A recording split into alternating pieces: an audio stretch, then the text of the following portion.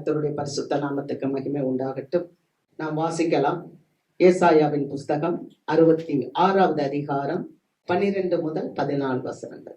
கர்த்தர் சொல்லுகிறது என்னவென்றால், இதோ நான் சமாதானத்தை ஒரு நதியை போலவும் ஜாதிகளின் மகிமையை புரண்டு ஓடுகிற ஆற்றை போலவும் அவனிடமாக பாயும்படி செய்கிறேன். அப்பொழுது நீங்கள் முளைப்பால் பிடிப்பீர்கள், இடுப்பில் வைத்து சுமக்கப்படுவீர்கள், முழங்காலில் வைத்து தாளாட்டப்படுவீர்கள். ஒருவனை அவன் தாய் தேற்றுவது போல் நான் உங்களை தேற்றுவேன். நீங்கள் எருசலேமிலே தேற்றப்படுவீர்கள். நீங்கள் அதை காணும் போது உங்கள் இருதயம் மகிழ்ந்து உங்கள் எலும்புகள் பசும் புல்லை போல் செழிக்கும்.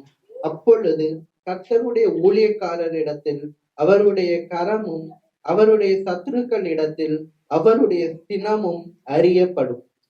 கர்த்தருக்கு மகிமை. இங்க வாசிக்கிறோம், கர்த்தர் சொல்லுகிறது என்னவென்றால், இதோ நான் சமாதானத்தை ஒரு நதியை போலவும் ஜாதிகளின் மகிமையை புரண்டு ஓடுகிற ஆற்றை போலவும் அவளிடமாய் பாயும்படி செய்கிறேன். இந்த வசனத்தை பார்க்கும்போது அவளிடமாய் நான் ஜனங்களை அனுப்புவேன், என் மகிமையை நான் கொடுப்பேன் அப்படின்னு சொல்றார். இந்த அவளிடம் என்று சொல்லும் போது நீங்க அடுத்த வசனத்தை வாசித்தீங்கன்னா, ஒரு தாய் தேற்றுவது போல் நான் உங்களை தேற்றுவேன், நீங்கள் எருசலேமில் வைத்து தேற்றப்படுவீர்கள். அல்லேலூயா. இன்றைக்கு செய்தி என்னன்னா, ஒரு தாய் தேற்றுவது போல் நான் உங்களை தேற்றுவேன், நீங்களும் எருசலேமில் தேற்றப்படுவீர்கள். எருசலேம் அப்படின்னு சொன்னா அது தேவனுடைய ஆலயத்தை கொடுக்கிறது. அல்லேலூயா. அது சமாதானம் கொடுக்கிற ஒரு ஸ்தலத்தை கொடுக்கிறது. அங்க வேதத்துல ஆண்டவர் சொல்கிறார், நான் ஒரு சமாதானத்தை அவளிடமாய் பாய செய்கிறேன் அப்படின்னு சொல்றார். சொல்லிட்டு சொல்லுகிறார், ஒரு தாய் தேற்றுவது போல நான் உங்களை தேற்றுவேன், நீங்கள் எருசலேமிலே தேற்றப்படுவீர்கள். கர்த்தருக்கு மகிமை. இந்த சூழ்நிலையை நம்ம பார்க்கும்போது முதலாவது நாம் அறிந்து கொள்ள வேண்டிய ஒரு காரியம் என்ன தெரியுமா? இன்னைக்கு தாய்மார்கள் தினம். ஆமென். Mother's day. உங்கள் எல்லாருக்கும், தாய்மார்களுக்கு எல்லாம் நான் இயேசுவின் நாமத்துல வாழ்த்துக்களை தெரிவித்துக் கொள்கிறேன். அல்லேலூயா. ஆக இன்றைக்கு இந்த தாய்மார்கள் தினத்துல தேவன் நமக்கு சொல்லுகிற ஒரு காரியம், ஒரு தாய் தேற்றுவது போல தேற்றுவேன்.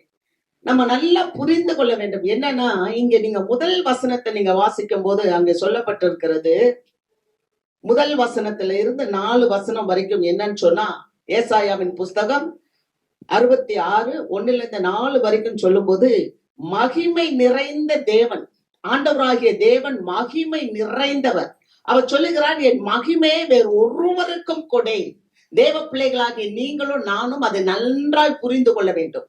அவர் மகிமைக்கு பாத்திரர். ஆக அந்த மகிமை நிறைந்த தேவனை யார் தொழுது கொள்ள முடியும் அப்படின்னா, சிந்தையிலே தாழ்மை உள்ளவர்கள் தேவனை தொழுது கொள்ள முடியும். அதைத்தான் அங்க சொல்லப்பட்டிருக்கு. 1 முதல் 4 வசனங்களை வாசிக்கும் போது, சிந்தையிலே தாழ்மை உள்ளவர்கள் தேவனை தொழுது கொள்ளுவார்கள். ஹல்லேலூயா.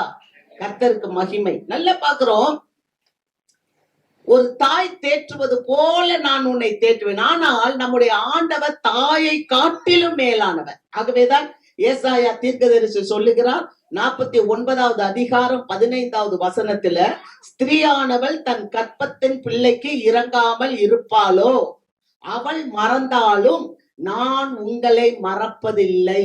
அல்லேலூயா. அப்ப நம்முடைய ஆண்டவராகிய தேவன் தாயை காட்டிலும் மேலானவர், நம்மளை பாதுகாக்கிறவர், நம்மளை பராமரிக்கிறவர். ஆனால் இந்த உலகத்திலே 2 விதமான மக்கள் இருக்கிறார்கள். இந்த உலகத்திலே 2 விதமான மக்கள் இருக்கிறார்கள். ஒண்ணு, ஆண்டவரை தேடுகிறவர்கள் இருக்கிறார்கள். இன்னொருவர் ஆலயத்தை தேடுகிறவர்கள் இருக்கிறாங்க. ஆகவே தான் ஆண்டவர் சொல்லுகிறார், வானம் எனக்கு சிங்காசனம், பூமி எனக்கு பாதப்படி, மனுஷர் கைகளினால் கட்டுகிற ஆலயத்துல நான் வாசமாய் இருப்பது இல்லை. அப்ப மனுஷர்கள் கட்டுகிற ஆலயத்துல தேவன் இல்ல. ஆனால் தேவன் எதை விரும்புகிறார் என்று பார்க்கும்போது வாசிக்கலாம். அந்த முதல் வசனத்தை வாசிங்க, 66:1.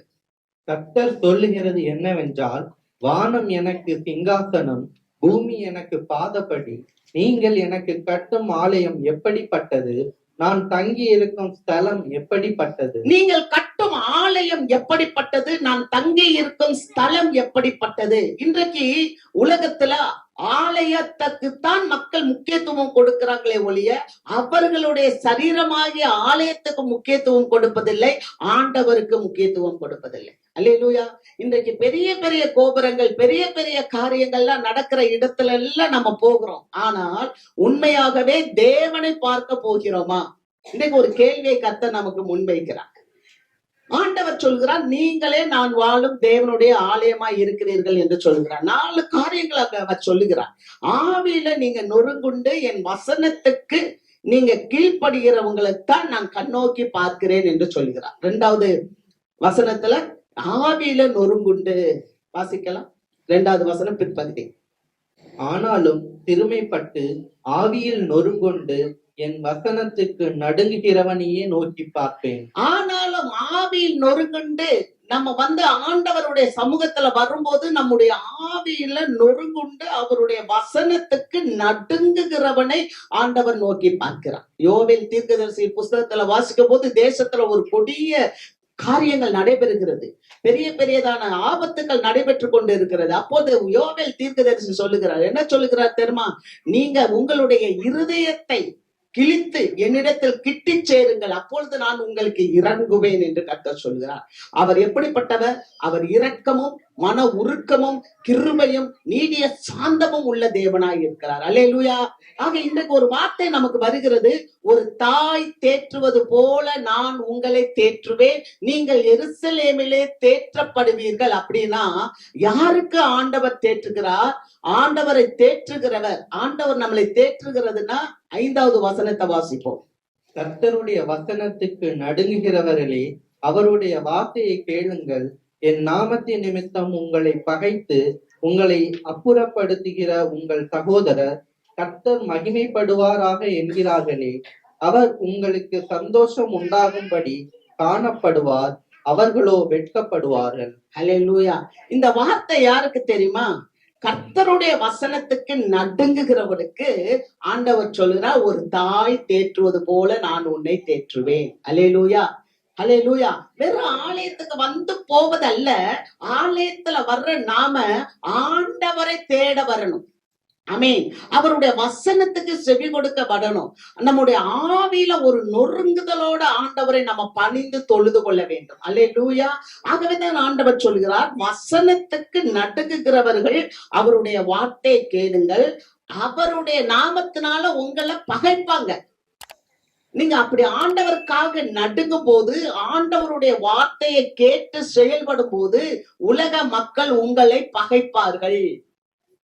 என இயேசுவானவர் சொன்னார், உலகம் என்னை பகைத்ததுண்டானால் உலகம் உங்களையும் பகைக்கும். அல்லேலூயா. ஆனா அப்படி உங்களை இந்த உலகம் பகைத்து உங்களை நிந்தித்து உங்களை புறம்பே தள்ளும் போது ஆண்டவர் சொல்லுகிறார், நான் உனக்கு சந்தோஷத்தை கொடுப்பேன். அல்லேலூயா. நான் உனக்கு சந்தோஷத்தை கொடுப்பேன், நான் உனக்கு ஆசீர்வாதத்தை கொடுப்பேன். அவங்களுக்கு, யாருக்கு? ஆண்டவருடைய பிள்ளைகளுக்கு ஆண்டவர் என்ன கொடுக்கிறார் என்றால் சந்தோஷத்தை கொடுக்கிறார். ஆகவேதான் வேதம் சொல்லுகிறது, எந்த சூழ்நிலையிலும் தேவனுடைய பிள்ளைகள் சந்தோஷமா இருக்க வேண்டும். ஆமென். எந்த சூழ்நிலையிலும் தேவனுடைய பிள்ளைகள் சந்தோஷமா இருக்க வேணும். ஏன்னா நம்முடைய சந்தோஷத்தை இந்த உலகத்துல யாரும் எடுத்து போட முடியாது. ஆமென். அல்லேலூயா. ஏன்னா ஆண்டவர் நமக்கு மகிழ்ச்சியை தருகிறவர், ஆண்டவர் நமக்கு சந்தோஷத்தை தருகிறவர். அல்லேலூயா. நம்ம வாசிக்கிறோம் பாருங்க, சங்கீதம் 126 1 and 2. சீயோனின் சிறையிருப்பை கர்த்தர் திருப்பும் போது சொப்பனம் காண்கிறவர்கள் போல் இருந்தோம். அப்பொழுது நம்முடைய வாய் நகைப்பினாலும் நம்முடைய நாவு ஆனந்த சத்தத்தினாலும் நிறைந்திருந்தது. அப்பொழுது கர்த்தர் இவர்களுக்கு பெரிய காரியங்களை செய்தார் என்று புறஜாதிகளுக்குள்ளே சொல்லிக் கொண்டார்கள். சீயோனின் சிறையிருப்பை கர்த்தர் திருப்பும் போது சொப்பனம் காண்கிறவர்கள் போயிருப்போம். இப்படியே ஒரு தேவ பிள்ளைகள் ஒரு சிறையிருப்புல, ஒரு கண்ணீர்ல, ஒரு நிந்தையில இருக்க மாட்டாங்க. ஏன்னா ஆண்டவர் நம்மளை தேற்றுகிற தேவன். அப்ப அவர் என்ன சொல்லுகிறார்? நான் சீயோனின் சிறையிருப்பை திருப்பும் போது ஜனங்கள் எப்படி இருந்தாங்களாம்? சொப்பனம் காண்கிறவர்கள் போல் இருந்தார்கள். வசனம் சொல்லுது, அப்பொழுது நம்முடைய வாய் நகைப்பினாலும் நம்முடைய நாவு ஆனந்த சத்தத்தினாலும் நிறைந்தது. அப்பொழுது கர்த்தர் இவர்களுக்கு பெரிய காரியங்களை செய்தார் என்று புறஜாதிகளுக்குள்ளே சொல்லிக் கொண்டார்கள். ஆண்டவராகிய தேவன் நம்முடைய வாழ்க்கையில அற்புதங்களை செய்யும் போது நமக்கு ஒரு சந்தோஷம். அவர்களுடைய வாய் எப்படி இருக்குமா? நகைப்பினால இருக்குமா, சந்தோஷமாக இருக்குமா. அதனால் அது மாத்திரமில்லையா, கர்த்தர் பெரிய காரியங்களை தேவ பிள்ளைகளுக்கு செய்தார்கள் என்று தேவனை அறியாத ஜனங்கள் சொல்லிக் கொள்வார்கள். எத்தனை பேர் ஆமீன் சொல்றீங்க? அல்லேலூயா. கர்த்தருடைய பிள்ளைகளுக்கு கர்த்தருக்காக நாம் செவி கொடுத்து கர்த்தருடைய வார்த்தையை கேட்டு இந்த இடத்துல நம்ம வரும்போது தேவன் உங்களுடைய சிறையிருப்பை மாற்றுவார். அப்படித்தான் இங்கே இந்த எருசலேம் சிறைப்பட்டு போன போதும் கூட எரேமியா தீர்க்கதரிசி எல்லாம் அழுகிறார், இந்த தேசத்துக்காக அழுகிறார். ஆனால் மீண்டும் ஒரு பெரிய ஆசீர்வாதம் அந்த தேசத்துல வரும், அந்த எருசலேமிலே வரும் என்று அவர் ஆறுதல் படுத்துகிறார். அப்படியே அந்த தேசத்திலே ஆறுதல் வந்தது. அல்லேலூயா. காரணம் என்னன்னா, நம்முடைய தேவன் மாறாத தேவன். நம்முடைய தேவன் நம்மை கொண்டு நினைத்திருக்கிற திட்டத்தை நிறைவேற்றுகிற தேவன். அல்லேலூயா. நம்முடைய தேவன் எப்பொழுதுமே அவருடைய அதிகாரத்தையும் அவருடைய செயல்பாடுகளையும் நோக்கத்தையும் திட்டத்தையும் நிறைவேற்றுகிற தேவன். ஆமென். தேவன் அவருடைய நோக்கத்தையும் அவருடைய திட்டத்தையும் நிறைவேற்றுகிறது. ஆகவே தான் ஏசாயா சொல்லுகிறார் 66:9 வாசிப்போம். பெற பண்ணுகிறவராகிய நான் பெறச் செய்யாமல் இருப்பேனோ என்று கர்த்தர் சொல்லுகிறார். பிரசவிக்க பண்ணுகிறவராகிய நான் பிரசவத்தை தடுப்பேனோ என்று உன் தேவன் சொல்லுகிறார். பெற பண்ணுகிறவராகிய நான் பெறச் செய்யாமல் இருப்பேனோ என்று கர்த்தர் சொல்லுகிறார். பிரசவிக்க பண்ணுகிறவராகிய நான் பிரசவத்தை தடுப்பேனோ என்று உன் தேவன் சொல்லுகிறார். பிரசவம் என்று சொல்லும் போது ஈஸி கிடையாது. ஒரு தாய் ஒரு பிள்ளைகளை கர்ப்பம் சுமக்கும் போது 10 மாதம் அவங்க எவ்வளவு கஷ்டத்தோட சுமப்பாங்க. எவ்வளவு காரியங்கள், இது பிடிக்கும், இது பிடிக்காது, இதை சாப்பிடுவாங்க, இதை சாப்பிட மாட்டாங்க, சில காரியங்களை செய்ய முடியும், சில காரியங்களை செய்ய முடியாது இல்லையா? எவ்வளவோ காரியங்கள். அந்த ஒரு தாய் ஒரு பிள்ளைய பெற்று எடுக்கிற வரைக்கும் அவளுக்கு இருக்கிற அந்த பிரசவ நாட்கள், அந்த காலங்கள் வரைக்கும் அந்த மகள் அல்லது அந்த பெண் எவ்வளவு கஷ்டத்துக்குள்ள அவள் கடந்து போகிறாள். இது போலதான் இஸ்ரவேல் ஜனங்கள் அவர்களுடைய வாழ்க்கையில பலவிதமான சோதனையிலும் பலவிதமான கடினமான காரியங்களிலும் நடந்து வந்தார்கள். இஸ்ரவேல் ஜனங்கள் எப்படி வந்தார்கள் தெரியுமா? அவர்கள் முதலாவது செங்கடலை பிளந்தார்கள், அதுக்கப்புறம் அவர்கள் யோர்தானை கடந்து வந்தார்கள், அப்புறம் எரிகோ கோட்டைகளை இடிந்து விழ பண்ணி அதற்கப்புறம் வந்தார்கள். இப்படியா பல்வேறு விதமான நிந்தைகளினாலே அவர்கள் கடந்து கடந்து கடந்து வேதனைகளை கடந்து கடந்து கடந்து இந்த இஸ்ரவேல் ஜனங்கள் வந்தார்கள். காரணம் என்ன? அவர்களுடைய பாடுகளுக்கு ஒரு நோக்கம் உண்டு. ஏதோ ஏதேச்சியாக அது நடந்து விடவில்லை. அல்லேலூயா. தேவ பிள்ளைகளே, உங்களுடைய வாழ்க்கையிலே சில காரியங்கள் பாடுகள் இருக்கலாம், சில காரியங்கள் உங்களுக்கு ஏதோ கஷ்டமான சூழ்நிலைகள் இருக்கலாம், சில வேதனைகளை நீங்கள் கடந்து கொண்டு இருக்கலாம். ஒருவேளை ஒரு யோர்தானை போல கூட உங்க வாழ்க்கையில ஒரு பிரச்சனைகள் இருந்தா அதில் நீங்கள் கடந்து வந்து கொண்டு இருக்கலாம். ஆனால் காரணம் என்ன தெரியுமா? அதற்கு ஒரு நோக்கம் உண்டு. ஆண்டவர் நம்முடைய வாழ்க்கையில வருகிற பாடுகளையும் நோக்கங்களையும் வீணாக்குவதில்லை. ஆமென். அல்லேலூயா. காரணம் என்ன? நல்லா பாருங்க. இந்த பெண், ஒரு பெண் எப்படி அவள் குழந்தை பெறும் போது எவ்வளவு வேதனை அடைகிறாள். ஆனா வேதம் சொல்கிறது, பெற பண்ணுகிறவர்கள் நான் பெறச் செய்யாமல் இருப்பேனோ. குழந்தை பிறக்க வேண்டிய நேரத்துல கட்டாயம் அது உடனே பிறந்து விடும். ஆமென்.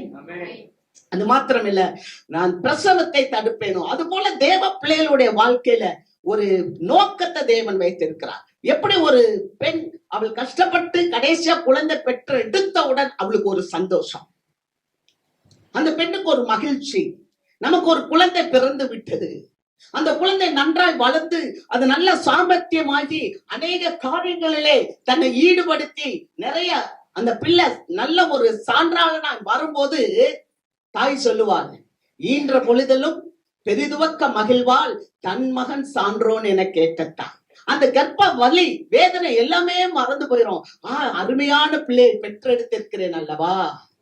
அது போலவே இஸ்ரவேல் ஜனங்களுடைய வாழ்க்கையில, ஒருவேளை ஆவிக்குரிய வாழ்க்கையில நமக்கும் கூட ஆவிக்குரிய இஸ்ரவேலர்களாக இருக்கிற நம்முடைய வாழ்க்கையில பல பாடுகள் பல வேதனைகள் இருக்கும் என்றால் அதற்கும் ஒரு நோக்கம் உண்டு, அதற்கும் ஒரு முகாந்தரம் உண்டு. காரணம் என்ன தெரியுமா? கர்த்தர் உங்களுடைய வாழ்க்கையில பெரிய காரியங்களை செய்ய போகிறார். அல்லேலூயா. ஆகவேதான் அவர் அழகாய் சொல்லுகிறார். என்ன சொல்லுகிறார்? 66:13 ஒருவனை அவன் தாய் தேற்றுவது போல நான் தேற்றுவேன். நீங்கள் எருசலேமில் வைத்து தேற்றப்படுவீர்கள் என்று சொல்லுகிறார். அல்லேலூயா. பழைய ஏற்பாட்டின் காலத்துல ஜனங்களுக்குள்ள நிறைய காரியங்கள் எப்படி இருந்துச்சுன்னா, அவங்களுக்கு நம்பிக்கை இல்லாமல் இருந்தது. பல வேதனைகள் நிறைந்த வாழ்க்கையில வரும்போது பல சூழ்நிலைகள்ல அவங்களுக்கு ஒரு நம்பிக்கை இல்லாமல், ஒரு தெளிவில்லாமல் காணப்பட்டது. ஆனால் புதிய ஏற்பாட்டுல ஆண்டவர் வனாந்தரத்திலே வழிகளை உண்டு பண்ணினார். அல்லேலூயா. வனாந்தரத்திலே அவர் வழிகளை உண்டு பண்ணி ஆண்டவராக இயேசு கிறிஸ்துவை இந்த உலகத்துல அனுப்பின போது அங்கே வசனம் சொல்லுகிறது, மரண இருளின் திசையில் இருந்த ஜனங்கள் பெரிய வெளிச்சத்தை கண்டார்கள். அல்லேலூயா. கர்த்தர் ஒரு பெரிய மகிமையான காரியத்தை அவர்களுக்கு செய்தார். மாத்திரமல்ல, அவர் வந்தார். இந்த உலகத்துல ஒரு நோக்கம் உண்டு. என்ன தெரியுமா? இந்த ஜனங்கள், இஸ்ரவேல் ஜனங்கள் ஏன் இவ்வளவு பாடுகள், ஏன் இவ்வளவு கஷ்டங்கள்? காரணம் என்ன தெரியுமா? ஆதாமின் பிள்ளைகளா இருக்கிறாங்களே.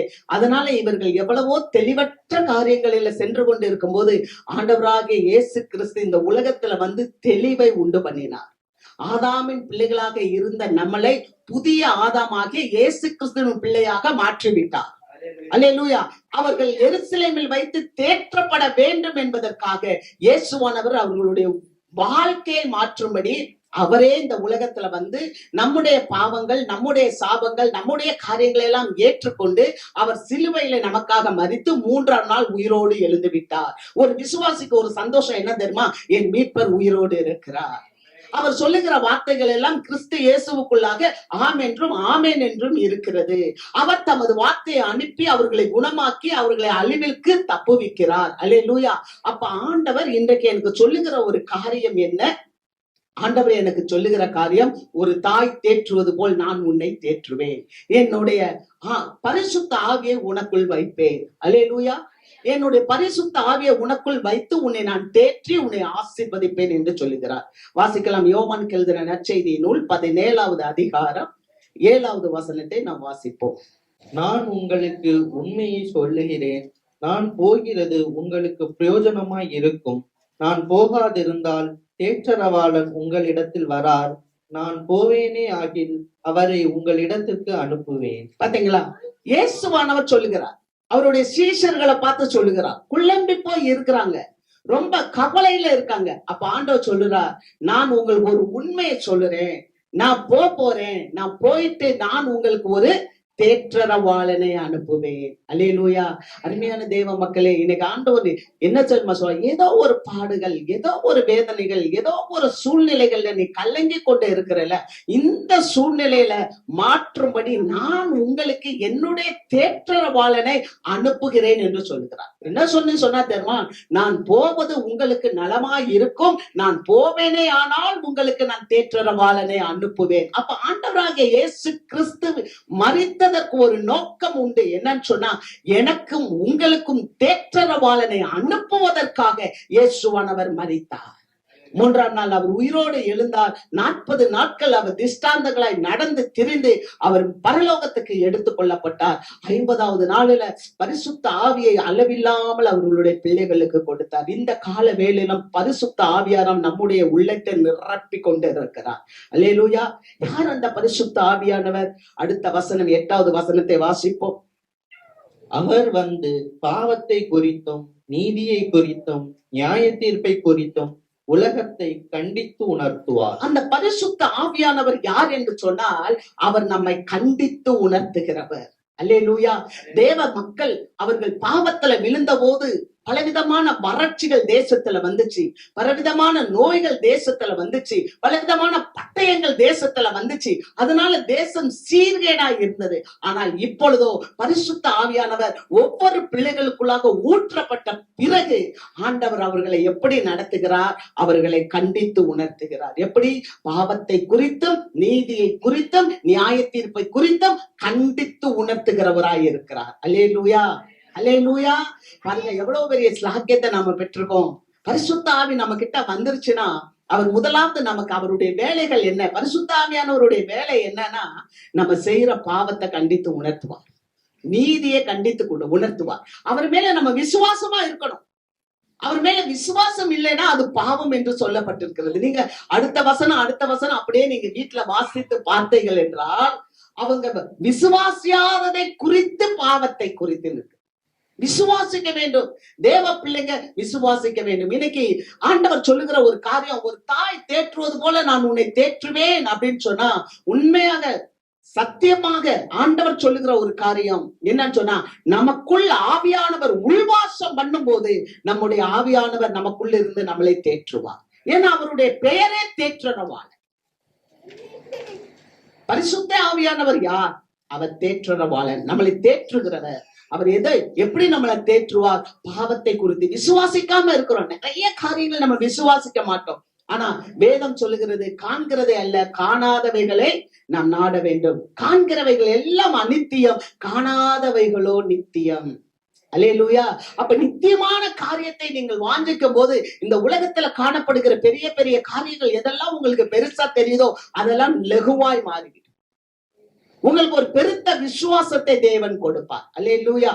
அவர் மாத்திரமல்ல, அவர் இந்த உலகத்திலிருந்து எடுத்துக்கொள்ளப்படுகிறதுனால நீதியை குறித்தும், அடுத்து மூன்றாவதாக அவர் நியாய தீர்ப்பை குறித்தும் அவர் உணர்த்துகிறார். கர்த்தருக்கு ஸ்தோத்திரம். அப்ப இதை செய்யாத நம்முடைய தேவன் பேசுகிறவர். ஆமென்.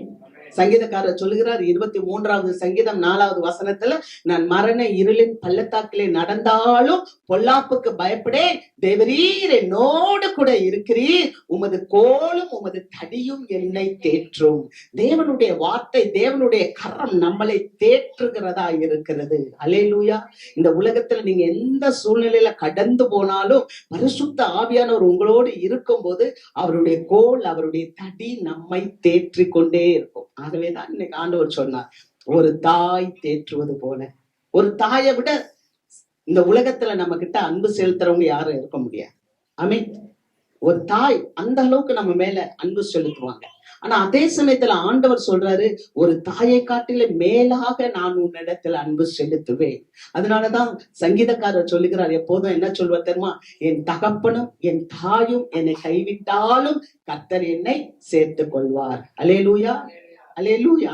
கர்த்தருக்கு மகிமை. ஆண்டவர் நம்மளை சேர்த்துக் கொள்கிறார். இன்னைக்கு உங்களுக்கு ஒரு நற்செய்தி வருகிறது. இன்னைக்கு ஒரு தீர்க்க தரிசன வார்த்தை உங்களுக்கு வருகிறது. இன்னைக்கு ஆண்டவர் நம்மோடு கூட பேசுகிறார். நான் உன்னை தேற்றுவேன் என்று சொல்லுகிறார்.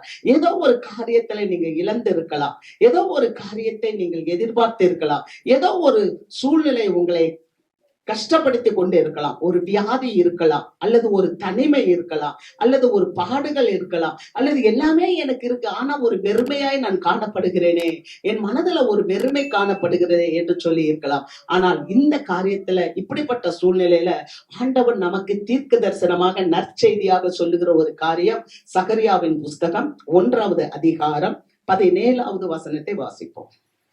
இன்னும் என் பட்டணங்கள் நன்மையினால் பரம்பி இருக்கும், இன்னும் கர்த்தர் சீயோனை தேற்றரவு பண்ணுவார், இன்னும் எருசலேமை தெரிந்து கொள்ளுவார் என்று சேனைகளின் கர்த்தர் சொல்லுகிறார் என்று பின்னும் கூறு என்றார். இன்னும் என் பட்டணங்கள் நன்மையினால் பரம்பி இருக்கும். பாத்தீங்களா? பட்டணங்கள்ல எவ்வளவோ கஷ்டங்கள், சிறை பிடிக்கப்பட்டு போயிட்டாங்க. எருசலேம் பட்டணத்துல இருக்க ஜனங்கள்லாம் சிறை பிடிக்கப்பட்டு போனாங்க. பட்டணங்கள் அப்படியே அக்கினியா மாறி போச்சு, எல்லாம் வெந்து போயிருச்சு, எரிக்கப்பட்டு போயிருச்சு, வெறும் வயல்வெளிகள் எல்லாம் மாறி அப்படி காடா போயிருச்சு. ஆனாலும் ஆண்டவர் உரைக்கிறார். என்ன உரைக்கிறார் தெரியுமா? இன்னும் என் பட்டணங்கள் நன்மையினால் பரம்பி இருக்கும். பரிசுத்த ஆவியானவர் தேற்றுகிறவர். இன்னைக்கு நமக்கு அந்த நற்செய்தியை கொடுக்கிறார். மீண்டும் உன்னுடைய சுகவாழ்வு துளிர்க்கும் என்று சொல்லுகிறார். அல்லேலூயா. இன்னும் என் பட்டணங்கள் நன்மையினால் பரம்பி இருக்கும், இன்னும் கர்த்தர் சீயோனை தேற்றரவு பண்ணுவார். அல்லேலூயா. ஒருவேளை எனக்கு யார் உதவி செய்வார்? புலம்பிக் கொண்டு இருக்கலாம், புலம்பிக் கொண்டு இருக்கலாம். பாருங்க, புலம்பல் புஸ்தகம் 1வது அதிகாரம் 9வது வசனத்தை வாசிக்கும் போது அந்த சீயோன் குமாரத்தி புலம்பிக் கொண்டு இருக்கிறாள். வாசிக்கலாம். அவளுடைய அசுசம் அவள் வஸ்திர ஓரங்களில் இருந்தது, தனக்கு வரப்போகிற முடிவை நினையாதிருந்தாள். அவளுடைய அசுசம் அவருடைய வஸ்திரத்தின் ஓரத்தில் இருந்தது. அசுசம் என்று சொன்னால் தீட்டு, அசுசம், தீட்டு, பாவம். எதோ நீங்க தீட்டு அப்படின்னு சொன்னா, நீங்க மார்க் 7வது அதிகாரத்தை வீட்டுல போய் வாசித்து பாருங்க, எது தீட்டு என்று சொல்லப்பட்டிருப்போம். அது வஸ்திரத்தின் ஓரத்துல இருந்துச்சாம். அவள் வரப்போகிற முடிவை, அந்த சீயோன் வரப்போகிற முடிவை நினையாது இருந்தது. ஆகையால் அதிசயமாய் தாழ்த்தப்பட்டு போனார். தேற்றுவார் இல்லை, கர்த்தாவே என் சிறுமையை பாரும், பகைஞன் பெருமை பாராட்டினானே. இவ்வளவு அவளை தேற்றுவார் இல்ல, தேசத்தை தேற்றுவார் இல்லை. தேசத்துல எல்லாம் சூறையாடப்பட்டுருச்சு. தேசத்துல ஜனங்களுடைய பாவத்தின் நிமித்தம் எருசலேம் தேசம், இஸ்ரவேல் தேசம் சூறையாடப்பட்டுச்சு. எல்லாம் போயிடுச்சு பாருங்க. அப்படி போகும்போது அவளுக்கு சீக்கிரமாய் அவள் தாழ்த்தப்பட்டு போனாள். அவ்வளவு சீக்கிரம் நடக்கும்னு தெரியல, அவ்வளவு சீக்கிரம் நடக்கும்னு தெரியல. நோவா தீர்க்கதரிசி நோவா காலத்துல நோவா ஜனங்கள்கிட்ட போய் சொல்றார், தேவன் மழையை வர செய்ய போகிறார், நீங்க எல்லாரும் பேழைக்குள்ள வாங்க, பேழைக்குள்ள வாங்க என்று சொல்லும் போது ஜனங்கள் மழையை பார்க்காததினால் அவர்கள் பேழைக்குள் வர மனதில்லாது இருந்தார்கள். சொந்த வேலை அவர்கள் செய்து கொண்டே இருந்தார்கள். கடைசியாக மழை 40 நாள் பெய்தது, நீர் பெருகினது, வெள்ளம் உயர்ந்தது. ஆனால் அந்த படகுக்குள்ள, அந்த பேழைக்குள்ள ஏறினவர்கள் மாத்திரம் காக்கப்பட்டார்கள். அப்படித்தான் அந்த இஸ்ரவேல் ஜனங்கள் சொல்ல சொல்ல கேட்காமல் இருந்தார்கள். சடுதியாய் வந்துச்சு. இப்ப எரேமியா தீர்க்கதரிசி பார்க்கிறார், புலம்புகிறார், அவளை தேற்றுவார் இல்லை. அவள் சிறுமைப்பட்டு போனால் பகைஞன் மேன்மை பாராட்டுகிறான். யார் பகைஞன்? சத்துரு. சில வேளைகளில சத்துரு நம்முடைய வாழ்க்கையில மேன்மை பாராட்ட நாம் இடம் கொடுக்கவே கூடாது. அல்லேலூயா, அல்லேலூயா. சத்துரு மேன்மை பாராட்டினான். இதெல்லாம் பார்த்து எரேமியா தீர்க்கதரிசி புலம்பிக் கொண்டு இருக்கிறார். இப்படிப்பட்ட சூழ்நிலையில் அவர் புலம்பினாலும் அவர் கண்ணீரோடு அழுகிறார். அந்த கண்ணீர் என்ன தெரியுமா? பலவீனம் அல்ல. தேவ மனுஷன் விடுகிற கண்ணீர் பலவீனம் அல்ல. தேவ மனுஷன் விடுகிற விண்ணப்பங்கள், அழுகைகள், இதெல்லாம் அவிசுவாசம் அல்ல. அதெல்லாம் அவிசுவாசம் இல்ல. நம்ம கண்ணீரோடு ஆண்டவரிடத்தில் திரும்பும் போது தேவன் நம்மளை தேற்றுகிறவர், நம்முடைய வாழ்க்கை மறுரூபமாக்குகிறவர், நம்மளை அவர் ஆசீர்வதித்து உயர்த்துகிறவர். அல்லேலூயா. எரேமியா அழுதார், புலம்பினார், செபித்தார். அதே மாதிரி மீண்டுமாக அந்த தேசத்துல ஒரு ஆறுதல் வந்தது, ஒரு ஆசீர்வாதம் வந்தது. அதைதான் சகரியா தீர்க்கதரிசி சொல்லுகிறார் 1வது அதிகாரத்துல, இன்னும் தேசத்திலே நன்மை இருக்கும், இன்னும் தேசத்துல கர்த்தர் சீயோனை இன்னும் தேற்றரவு பண்ணுவார், இன்னும் நான் உனக்கு ஆறுதல் செய்வேன். அல்லேலூயா. நான் உன்னை மறந்து போகவில்லை, நான் உன்னை என் உள்ளம் கைகளிலே வரைந்து வைத்திருக்கிறேன். மகனே, மகளே, அந்த தேசத்தை ஆண்டவர் கையிலே வரைந்து வைத்திருக்கிறார். உங்களை வரைந்து வைத்திருக்கிறார், என்னை வரைந்து வைத்திருக்கிறார். ஆகவேதான் அவர் சொன்னார், இன்னும் எருசலேமை அவர் தெரிந்து கொள்ளுவார் என்று சேனைகளின் கர்த்தர் சொல்லுகிறார். அல்லேலூயா. கர்த்தர் நம்மை தெரிந்து கொண்டு இருக்கிறார். ஆமென். அல்லேலூயா. இன்னும் நான் உன்னை தெரிந்து கொண்டேன் என்று பின்னும் கூறு என்று சொல்லுகிறார். அவர் தெரிந்து கொண்டார். அவர் நம்மளை தெரிந்து கொண்டால் அவர் நம்மளை விட்டுவிட மாட்டார், அவர் நம்மளை கைவிட மாட்டார். ஆமென். ஆகவேதான் ஆண்டவர் சொல்லுகிறார், என்ன சொல்லுகிறார்? நான் உனக்கு தேற்றரவை கொண்டு வருவேன், ஒரு தாய் தேற்றுவது போல உன்னை தேற்றுவேன். பல விதங்களில் ஆண்டவர் தேற்றுகிறதை பார்க்கிறோம். வாசிக்கலாம். ஏசாயாவின் புஸ்தகம் 54வது அதிகாரம் 11வது வசனம். சிறுமைப்பட்டவளே, பெருங்காற்றில் அடிபட்டவளே, தேற்றரவற்றவளே, இதோ நான் உன் கல்லுகளை பிரகாசிக்கும்படி வைத்து நீல ரத்தினங்களை உன் அஸ்திபாரமாக்கி பலகணிகளை பளிங்கும் உன் வாசல்களை மாணிக்க கற்களும் உன் மதில்களை எல்லாம் உச்சிதமான கற்களும் ஆக்குவேன். பாத்தீங்களா? சிறுமைப்பட்டவளே, தேற்றரவற்றவளே. அந்த தேசம் அப்படி ஒரு பெருமையா இருந்தது. ஆனால் தேவன் தேசத்தை செழிப்பாய் மாற்றினார். ஒருவேளை ஆவிக்குரிய இஸ்ரவேலர்களாகி நீங்களும் நானும் கடந்து வந்த பாதைகள் வேதனை நிறைந்ததாய் காணப்பட்டாலும் இந்த கால வேளையில ஆண்டவர் நம்மை பார்த்து சொல்லுகிறார், சிறுமைப்பட்டவளே, தேற்றரவற்றவளே, இதோ நான் உன் கல்லுகளை பிரகாசிக்கும்படி வைத்து நீல ரத்தினங்களை உனக்கு அஸ்திபாரமாக வைப்பேன். அல்லேலூயா. ஒரு வெற்றி வாழ்வை தேவன் நமக்கு தருகிறார். ஒரு பிரகாசம் உள்ள ஒரு வாழ்வை நமக்கு ஆண்டவர் தருகிறார். ஒரு மதிப்பு மிக்க வாழ்வை தேவன் நமக்கு தருகிறார். ஆமென். அல்லேலூயா. நம்ம இப்படியே இருந்து போய்விடுவது அல்ல. அவர் சொல்லுகிறார், என்ன சொல்லு? உன் பலகணிகளை பளிங்கும் உன் வாசல்களை மாணிக்க கற்களும் ஆக்குவேன், உச்சிதமான கற்களும் ஆக்குவேன். பாத்தீங்களா? அது மாத்திரமல்ல, உன் பிள்ளைகள் எல்லாரும் கர்த்தரால் போதிக்கப்பட்டிருப்பார்கள். அல்லேலூயா. உன் பிள்ளைகள் கர்த்தரால் போதிக்கப்பட்டிருப்பார்கள். உன்னுடைய பிள்ளைகளுடைய சமாதானம் பெரிதா இருக்கும். நம்மளுடைய வாழ்க்கையை மதிப்பு மிக்கதாக ஆண்டவர் மாற்றுகிறார். அல்லேலூயா. அதுதான் உன்னுடைய பளிங்காக்குவேன், உன்னை நீல ரத்தினமாக்குவேன், உனக்கு நான் அஸ்திபாரமாக்குவேன், உன் பிள்ளைகளுக்கு நான் போதிப்பேன், உன் பிள்ளைகளுடைய சமாதானம் பெரிதா இருக்கும். இதை காட்டுல ஒருத்தவங்களுக்கு என்ன தேவை இருக்கு? நம்முடைய பிள்ளைகளை குறிச்சு கவலைப்படுறோம்ல, நம்முடைய பிள்ளைகளுடைய வாழ்க்கையை குறித்து கவலைப்படுகிறோம், நம்முடைய பிள்ளைகளுடைய எதிர்காலத்தை குறித்து கவலைப்படுகிறோம், நம்முடைய பிள்ளைகளுக்கு இருக்கிற ஏதாவது ஒரு காரியத்தை குறித்து யோசிக்கிறோம். ஆனால் ஆண்டவர் சொல்லுகிறார், உன் பிள்ளைகளுடைய சமாதானம் பெரிதாய் இருக்கும். அல்லேலூயா. எல்லாத்தையுமே கற்களால் தான் செய்யறார், எல்லாம் விலையேற பெற்ற கற்கள். அப்படியே நம்முடைய வாழ்க்கையில ஆண்டவர் செல்வத்தை பெருக செய்கிறார். அல்லேலூயா. ஆண்டவருடைய ஆறுதல்கள், அவருடைய இரக்கங்கள், அவருடைய காரியங்கள் பல விதங்களில நம்முடைய வாழ்க்கையில வருகிறது. ஆமே. எப்ப தெரியுமா? பரிசுத்த ஆவி நமக்குள்ள வந்துருச்சுன்னா ஆறுதல்களும் தேறுதல்களும் பெருகுகிறது. அல்லேலூயா. பரிசுத்த ஆவி வந்துருச்சுன்னா ஆறுதலும் தேர்தலும் நம்முடைய வாழ்க்கையில வருகிறது. பரிசுத்த ஆவி உங்களிடத்தில் வரும்போது நீங்கள் வெள்ளனடைவீர்கள். இந்த புதிய நாளில அந்த தூய்மை ஆவி நம்மளை நிரப்பும் போது நம்ம வெள்ளனடைவோம். அவர் வந்து நம்மளை தேற்றுவார், சகல விதத்திலும் அவர் நம்மளை தேற்றுவார். அல்லேலூயா. நம்மை ஆசீர்வதிப்பார், நம்மை ஆசீர்வாதமாய் மாற்றுவார். எத்தனை பேர் ஆமென் சொல்றீங்க?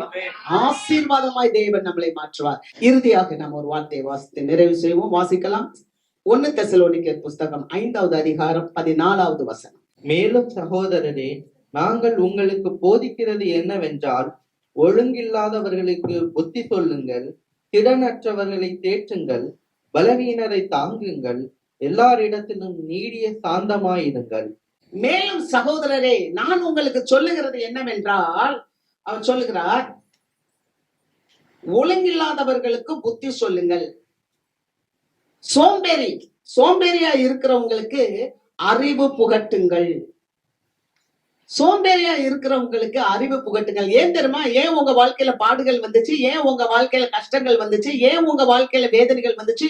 ஒரு பெண் எப்படி ஒரு கர்ப்பத்தை சுமக்கும் போது வேதனை பெறுறா, அதுக்கப்புறம் என்ன பிள்ளை பெறுறா, பிள்ளை பிறந்த உடனே அவளுக்கு துக்கம் எல்லாம் மாறியது, சந்தோஷமாகி விடுது. அது போல பரிசுத்த ஆவி நமக்குள்ள வரும்போது நம்முடைய வாழ்க்கை செழிப்பாகிறது.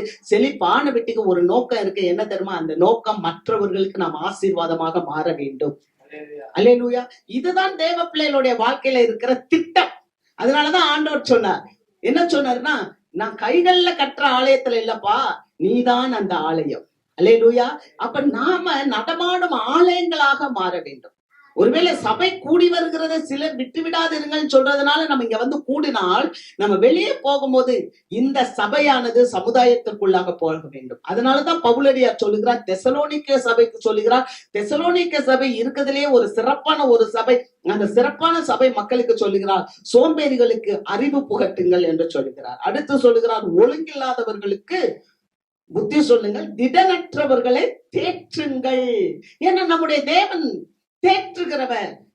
அப்ப திடனற்றவர்கள் அப்படின்னு சொல்லும் போது மன தளர்ச்சி உள்ளவர்கள், மனதில் சோர்ந்து இருக்கிறவர்கள்.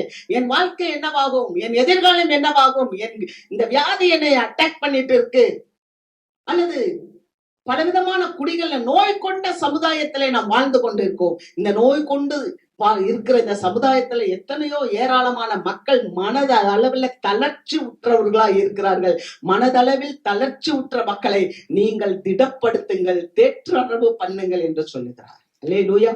பவுலடியார் சொல்லுகிறது என்ன? நீங்கள் அவர்களை தேற்றுங்கள் என்று சொல்லுகிறார். அடுத்து 3வது, பலவீனரை தாங்குங்கள், வலுவற்றவர்களை தாங்கிக் கொள்ளுங்கள் என்று சொல்லுகிறார். அல்லேலூயா. நம்முடைய ஜெபத்திலே, நம்முடைய கிரியைகளிலே வலுவற்றவர்கள், இந்த சமுதாயத்தில் இருக்கிற வலுவற்றவர்களை நாம் தாங்க வேண்டும். முதியோர்களை நாம் தாங்க வேண்டும். குடும்பத்தில் கூட முதியவர்களை பிள்ளைகள் நேசிக்க வேண்டும். அல்லேலூயா. வயது ஆக ஆக அவர்களுக்கு ஒன்றும் தெரியாதுன்னு நான் சொல்லி நம்ம நினைக்கவே கூடாது. அவங்க மூலமா தான் நம்ம மேல ஏறி வந்திருக்கிறோம். ஆக மேல ஏறி வந்த நாம் ஏறி வந்த ஏனிய நீ கீழே தள்ளிடக்கூடாது. ஏனிய கீழே தள்ளிட்டா அப்புறம் மேல இருந்து கீழே இறங்க முடியாது, மேலேயே இருக்க முடியாது. ஒரு மனுஷனால கீழே இறங்கித்தான் ஆகணும். ஆமே. சொல்லுவாங்க, எவ்வளவுதான் உயர பறந்தாலும் அது கீழே வந்துதான் ஆகணுங்க. அதனால வாலிப நாட்களில அல்லது கொஞ்சம் விடலையா இருக்கிறேன், எனக்கு எல்லாம் தெரியும் அப்படின்னு சொல்லிட்டு மேலே இருக்கிறதல்ல, நம்ம பெற்றோரை கனம் பண்ண வேண்டும். அல்லேலூயா. நம்மளை உண்டாக்கின தாயையும் தகப்பனையும் நாம் மதிக்க வேண்டும். அல்லேலூயா. தாயை கனம் பண்ணணும். அதனாலதான் அவர் சொல்றாரு, ஒரு தாய் உன்னை தேற்றுவது போல நான் தேற்றுவேன். அந்த தாய் நம்மளை உருவாக்குறவங்க. பாருங்க, பலவீனரை தாங்குங்கள், எல்லாரிடத்திலும் நீடிய சாந்தம் உள்ளவர்களாக இருங்க. எல்லாருக்கும் நம்ம எப்படி இருக்கணும்னா இந்த நாட்கள்ல பொறுமையா இருக்க வேண்டும். ஆமென், அல்லேலூயா. நம் பொறுமையை கற்றுக்கொள்ள வேண்டும். எல்லாரிடத்திலும் நீங்கள் சாந்தமா இருங்கள். இதுதான் தேவன் வைத்திருக்கிற ஒரு நோக்கம், ஒரு திட்டம் ஒரு விசுவாசியினுடைய வாழ்க்கையில. அதனாலதான் ஒரு விசுவாசி சோர்ந்து போகும்போது, தளர்ந்து போகும்போது அதுக்கு ஒரு வாக்குத்தத்தமா அதை உற்சாகப்படுத்தி ஒரு பிராமிஸ் கொடுக்கிறாரு. நான் உன்னை தாய் தேற்றுவது போல நான் தேற்றுவேன், நீ எருசலேமிலே வைத்து தேற்றப்படுவாய். காரணம் என்ன தெரியுமா? தேவனுடைய திட்டத்தையும் நோக்கத்தையும் செயல்படுத்துவதற்கு தேவன் இந்த திருச்சபையும் இங்க வந்திருக்க மக்களை கருவியாய் பயன்படுத்த விரும்புகிறார். அல்லேலூயா. அதனாலதான் அது திட்டம். அதனாலதான் நம்ம திட்டம். நாம கடைசியாக நிறைவு செய்கிறேன். வாசிக்கலாம் 1 ராஜாக்கள் 8வது அதிகாரம் 27வது வசனம். தேவன் மெய்யாக பூமியிலே வாசம் பண்ணுவாரோ, இதோ வானங்களும் வானாதி வானங்களும் உம்மை கொள்ளாதே, நான் கட்டின இந்த ஆலயம் எம்மாத்திரம். அல்லேலூயா. அவர் அழகா சொல்லுறார், தேவன் மெய்யாக பூமியில் வாசம் பண்ணுவாரோ. சாலமன் பேசுறார். சாலமன் சொல்றார், ஒரு பெரிய தேவாலயத்தை கட்டிட்டார். ஆண்டவர் சொன்னபடியே எருசலேம்ல ஒரு பெரிய தேவாலயத்தை கட்டிட்டார். அதை பிரதிஷ்டை பண்றார். பிரதிஷ்டை பண்ணும்போது அவர் சொல்றாரு, மெய்யாக பூமியில் வாசம் பண்ணுவாரோ, இதோ வானாதி வானங்களும் உம்மை கொள்ளாதே, நான் கட்டின இந்த ஆலயம் எம்மாத்திரம். ஆண்டவர் அவ்வளோ பெரிய தேவன். வானம் எனக்கு சிங்காசனம், பூமி எனக்கு பாதபடி என்று சொல்லுகிற அந்த ஆண்டவரை கொண்டு வந்து இந்த 4 செவத்துக்குள்ள அடக்க முடியுமா? இந்த செவத்துக்குள்ளே ஆண்டவர் இருக்கிறார்? இல்ல. அதனாலதான் அவர் சொன்னார், ஆண்டவராகிய தேவன் பாலஸ்தீன நாட்டுக்கு மட்டுமல்ல, எருசலேமுக்கு மட்டுமல்ல, அவர் உலகம் எங்கும் எல்லா மக்களுக்கும் அவர் தேவனாய் இருக்கிறார். அல்லேலூயா. ஆகவே தான் ஆண்டவர் அவருடைய திட்டத்தை, அவருடைய நோக்கத்தை செயல்படுத்துவதற்காக தேவ பிள்ளைகளாகிய நமக்கு சோர்ந்து போன நேரத்துல ஒரு தாய் தேற்றுவது போல நான் உன்னை தேற்றுவேன் என்று சொல்லி பரிசுத்த ஆவியை கொடுத்து தேவன் நம்மளை தேற்றி மாத்திரமல்ல, அவருடைய திட்டத்தை நோக்கத்தை நம் வெளியில செய்து தேவனை அறியாத மக்களை கிறிஸ்துவனிடத்துல கொண்டு வருவதற்காக அவர் அந்த காரியத்தை சொல்லுகிறார். அல்லேலூயா. ஏசாயா புஸ்தகம் என்று சொல்லும் போது அது ஒரு சின்ன புஸ்தகம், அது ஒரு முழுமையான வேத புஸ்தகம் என்று சொல்லப்பட்டிருக்கு. அந்த புஸ்தகத்தை நிறைவு செய்யும் போது வெளிப்படுத்தின விசேஷத்தோடு அவர் நிறைவு செய்கிறதை பார்க்கிறோம். அல்லேலூயா. ஆக இந்த காரியத்தை நாம் கருத்தில் கொண்டு நம்முடைய தேவன் நம்மளை தேற்றுகிறவர் என்பதை நாம் மறந்து விடக்கூடாது. நம்ம பரிசுத்த ஆவியானவர் நம்மளோடு பேசுகிறவர், நம்மளை கண்டித்து உணர்த்துகிறவர் என்பதை மறந்துவிடக் கூடாது. தேவனுடைய திட்டத்திலே நோக்கத்திலே நாம் நிலைத்திருக்கும் போது தேவன் நிச்சயமாகவே நமக்கென்று கட்டி கொண்டிருக்கிற வாசஸ்தலத்திலே உங்களையும் என்னையும் கூட்டி சேர்ப்பார். ஆமென். கர்த்தருடைய பரிசுத்த நாமத்துக்கு மகிமை உண்டாகட்டும்.